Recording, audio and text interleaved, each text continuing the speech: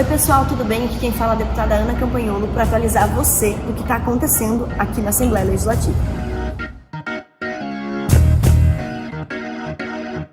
Como vocês sabem, eu sou representante do meu partido, PL, na CCJ, que é a comissão mais importante. Hoje, infelizmente, nós tivemos uma derrota, que eu acredito não ser uma derrota da deputada Ana, mas uma derrota para os catarinenses. Um projeto de lei apresentado por um deputado petista para vincular o Estado de Santa Catarina à Agenda 2030 foi aprovado na Comissão de Constituição e Justiça, apesar de todos os nossos argumentos contrários. Todos os senhores deputados receberam aí as 17 diretrizes dessa proposição, que é uma proposição que vem da ONU. Do número 1 ao 17, os senhores podem ver erradicação da pobreza, fome zero, tudo bem.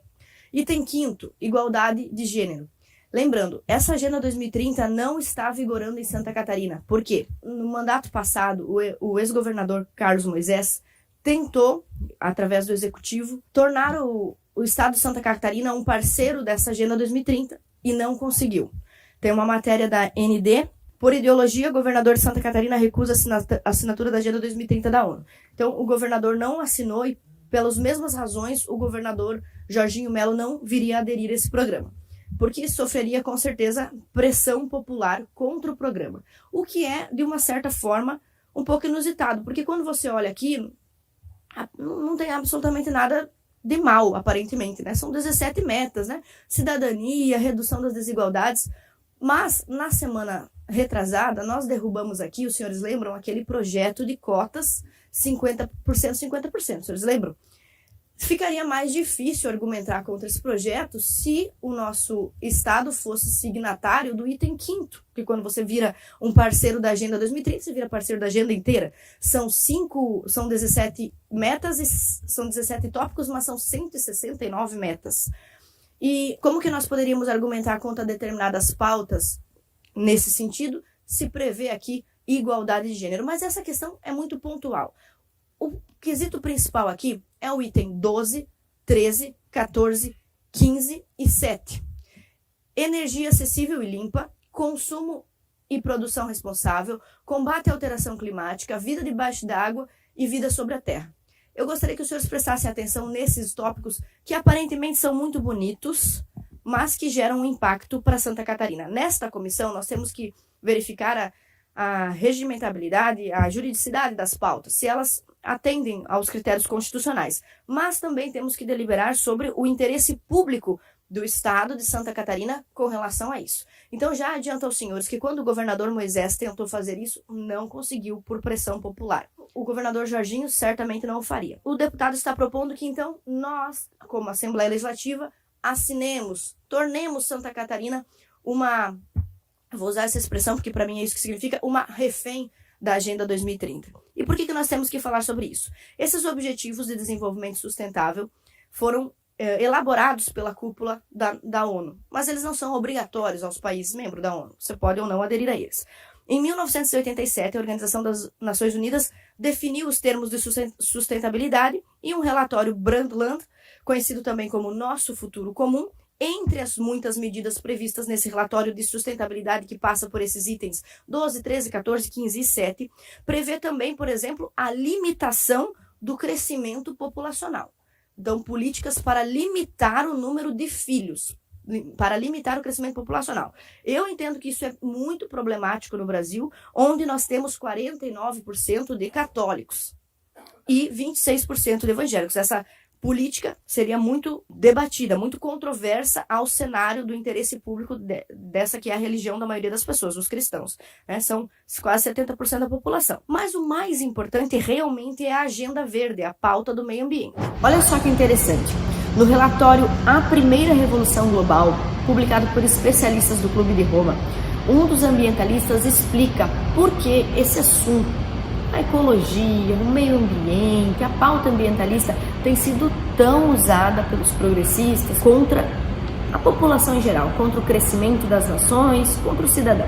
Olha só o que diz esse trecho. Em busca de um novo inimigo para nos unir, viemos com a ideia de que a poluição, a ameaça do aquecimento, escassez de água, fome e coisas do gênero dariam conta do recado.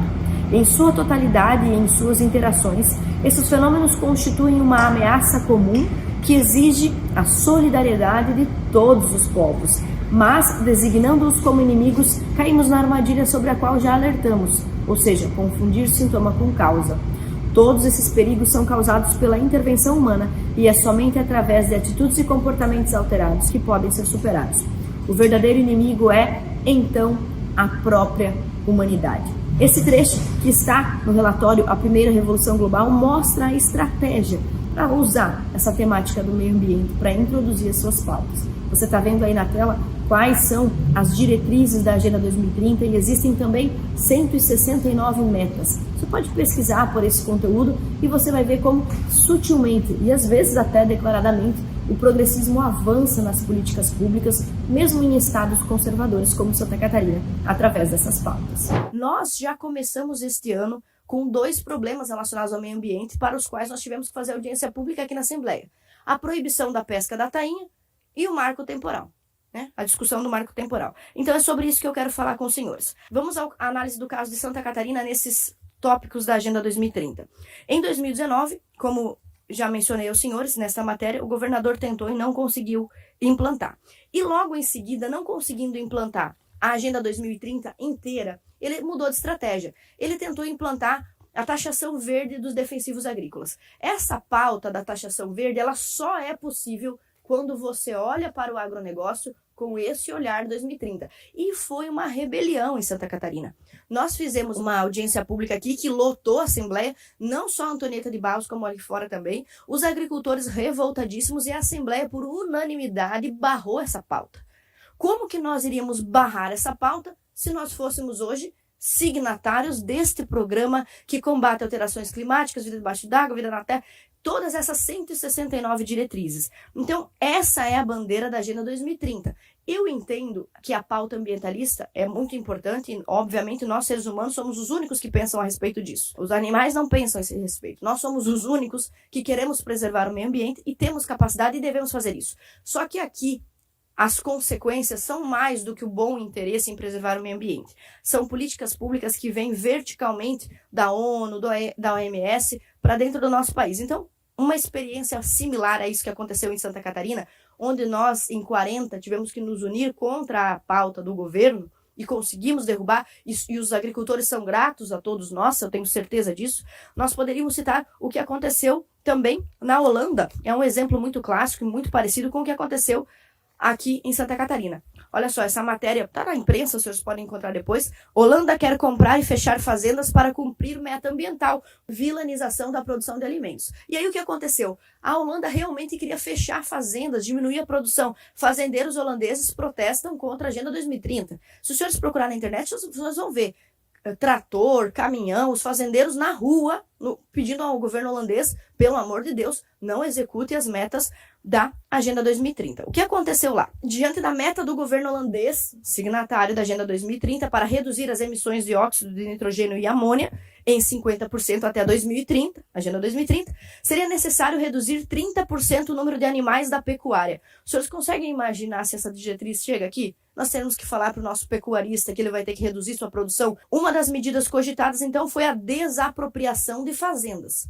Se a gente começar a falar sobre desapropriação de fazendas, a gente vai cair num assunto que foi tema da semana passada, o marco temporal. Aqui eu trouxe algumas matérias, uma inclusive muito boa, que foi publicada pelo próprio gabinete do deputado Camilo Martins. Marco temporal é critério de demarcação de terras indígenas. O que diz a matéria? A situação avançada no Morro dos Cavalos preocupa o parlamentar. Veja a instabilidade que é na vida de todos nós essa insegurança jurídica em demarcação de terras. A audiência pública trouxe catarinenses de diversas regiões ameaçadas e sentimos o clamor da população, exatamente como foi na Holanda. Tem também uma outra matéria da própria casa. Participantes da audiência pública defendem tese do marco temporal. A audiência foi proposta pelo presidente Marco de Nadal. 3 prefeitos foram ouvidos com muita atenção, porque tinham preocupações elevadas, né? De 3 municípios, e também foi ouvido o nosso Procurador-Geral do Estado, Márcio Vicari, que diz que aqui nós não temos latifúndios, qualquer demarcação atinge centenas de famílias. O deputado Valdir Cobalcini, essa audiência é uma forma que temos para defender a legitimidade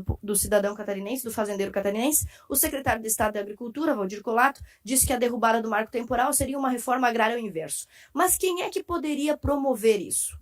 somente um Estado aliado à Agenda 2030. Se nós estamos nos colocando contra a demarcação e a retirada da propriedade dos nossos agricultores, nós só podemos fazer isso porque não somos signatários da Agenda 2030. Tem muitas outras matérias sobre isso, né, também. A própria PGE publicou no seu site oficial por que somos contra essas alterações. Bom, outro exemplo trágico, além do caso da Holanda, signatária da Agenda 2030, é o caso da Alemanha, outra signatária da Agenda 2030. Por causa da obsessão do controle de geração de energia, item 7, energia acessível e limpa. Por causa deste tópico, a Alemanha entrou numa onda verde, né, de vigilância ambiental, e as centrais nucleares da Alemanha passaram a ser desativadas. Então tem que destruir as centrais nucleares por causa da energia limpa, da qual eles assinaram aqui o Pacto item 7. Mesmo com os subsídios, as energias renováveis passaram a não dar conta da demanda. É óbvio. Tiraram a energia suja, já que assinaram o Pacto número 7, e não conseguiram dar conta da demanda com energia limpa. Com os custos da reforma agrária e reestruturação beirando 1 bilhão de euros para se adequar à Agenda 2030, a Alemanha se viu encurralada ao defender fontes de energia renováveis. A Alemanha recua em agenda sustentável, depois de ter assinado, teve que recuar, e mantém operações em usinas nucleares. Teve que reabrir as usinas nucleares, apesar de ter assinado um pacto contrário. A Alemanha investirá 100 bilhões de euros até 2030 para proteger o clima. Será que Santa Catarina tem 100 bilhões de euros para investir nisso? Bom, então, a Alemanha se viu encurralada e teve que buscar outras fontes de energia. O resultado dessa política: a Alemanha foi forçada a construir inúmeras usinas em substituição à usina nuclear desativada. E sabe como que ela construiu? Usinas de carvão. Vocês já viram uma usina de carvão, né? Então, só em 2018, teve que destruir uma floresta de 12 mil anos para fazer lá uma mina de carvão. Por quê? Por que foram forçados a tantas coisas? Porque, afinal, são signatários desse pacto de energia limpa. E o último caso que eu gostaria de citar para os senhores aqui em Santa Catarina é o item 14. Queria que vocês olharem que bonitinho ali, ó, a vida debaixo d'água, que bonitinho. O item 14 é muito lindo, quando todo mundo quer preservar a vida debaixo d'água, mas nós estamos aqui, desde o início do ano, discutindo com o Ministério do Meio Ambiente a proibição da pesca industrial da tainha, que afetou os pescadores catarinenses, afeta a vida do catarinense, que é a maneira como ele sustenta a sua família. Então, como é que nós, graças a Deus, até hoje, nós não éramos signatários desse pacto? Mas se nós nos tornássemos, o Ministério do Meio Ambiente ia nos dizer, tudo bem, vocês estão reclamando que nós proibimos a pesca da tainha, mas vocês são signatários da proteção da vida debaixo d'água. E nós estamos dizendo que isso é para o bem das tainhas. Como que nós iríamos nos defender disso?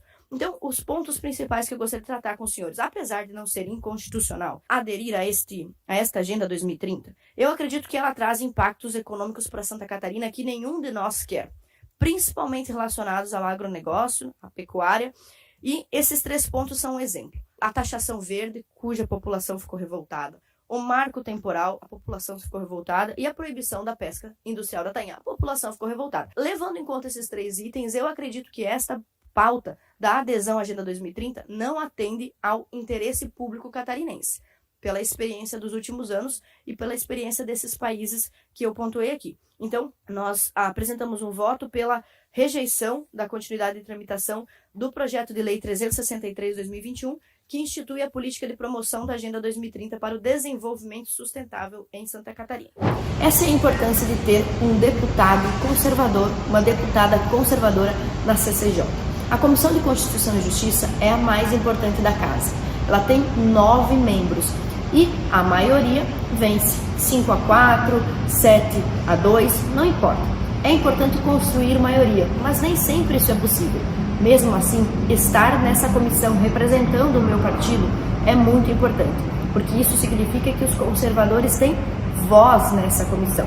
E aqui podemos tentar, às vezes bem-sucedidos, às vezes não, tentar mostrar quais são os pontos que atendem ao interesse público ou não, quais são os projetos constitucionais ou não. Então, essa é a importância de ter a deputada Ana na CCJ, mesmo quando derrotas como essas acontecem.